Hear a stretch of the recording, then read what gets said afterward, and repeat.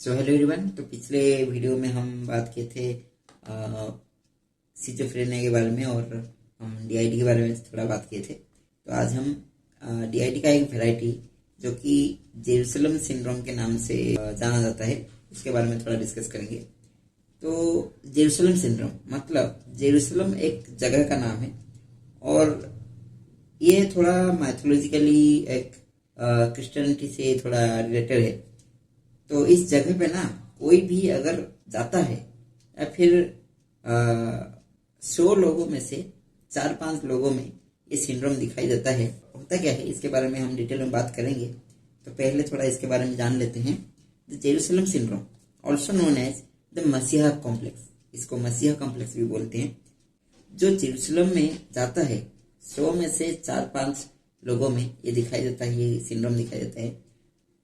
वो थोड़े मतलब रिलीजियस टाइप के इंसान होंगे और वो ऐसा हो जाता है कंडीशन कि वो खुद को गॉडली पर्सन समझने लगते हैं। गॉडली पर्सन मतलब जैसे कि खुद को भगवान के पावर से नवाजा हुआ मानते हैं और वो समझते हैं, खुद को समझते हैं कि is coming is to save the people, लोगों की भलाई के लिए, लोगों को बचाने के लिए, लोगों की रक्षा करने के लिए उनका जेरूसलम में आना हुआ है, ऐसा सोचते हैं। And solve the world with his godly powers, और जो भी वर्ल्ड में जो भी प्रॉब्लम होगा उसके बारे में वो उनके पास ही वो पावर है और वही सब सॉल्व कर सकते हैं। यही उनका समझना होता है, उनका अपने ऊपर वही विश्वास होता है और ये उनका गलत फहमी होता है। मेनली ये एक कंडीशन ऐसा है, इसमें मेनली होता है क्या है, वो खुद को ऐसा समझता है कि मैं ही सबसे बड़ा, भगवान का सबसे बड़ा भक्त मैं ही हूँ। वो खुद को भी भगवान मानने लगता है कभी कभी। और कभी भी उसको अगर ये समझाने की कोई कोशिश करे कि अरे तुम गलत सोच रहे हो या फिर भगवान तुम नहीं हो या फिर तुम्हारे पास कोई पावर नहीं है, ऐसा अगर समझाने की कोशिश करे तो वो सबको गलत समझता है और कभी कभी अपने बचाव में आकर कभी कभी दूसरे को हार में पहुंचा सकता है। मेनली ये होता क्यों है, ट्रॉमा हो सकता है, कोई कुछ ट्रॉमा हो सकता है, लोनलीनेस हो सकता है, या फिर बाइपोलर डिजीज, जैसे कि हम पहले बात किए थे बाइपोलर डिजीज होगा।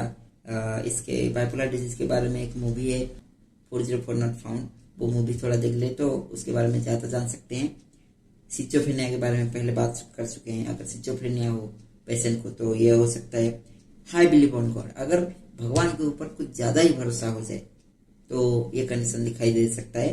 अगर ज्यादा ही कुछ रिलीजियस बुक्स पढ़ने लगे या फिर कुछ ज्यादा ही रिलीजियस पे घुस जाए वो इंसान, या फिर दिमाग में हर टाइम पे रिलीजियस बातें सोचने लगे, उसका माइंड रिलीजियस बातों से वश हो रहा हो, तो ये कंडीशन दिखाई देता है। और सबसे बड़ा कंडीशन डीआईडी में ये दिखता है। ठीक है, तो ब्रेन का जो पार्ट इमोशन को संभालता है, न्यू कॉर्टेक्स, वही अच्छे से काम नहीं कर पाता है। तो ये कंडीशन इसलिए होता है। कॉमन केसेस, कभी कभी कुछ केसेस हैं, हूएवर गोज टू जेरूसलम, जो भी जेरूसलम में जाता है वहाँ का माहौल, वहाँ का मतलब सराउंडिंग ऐसा होता है कि वो खुद को एकदम भगवान के साथ रिलेट करने लगता है और ये कंडीशन दिखाई देता है।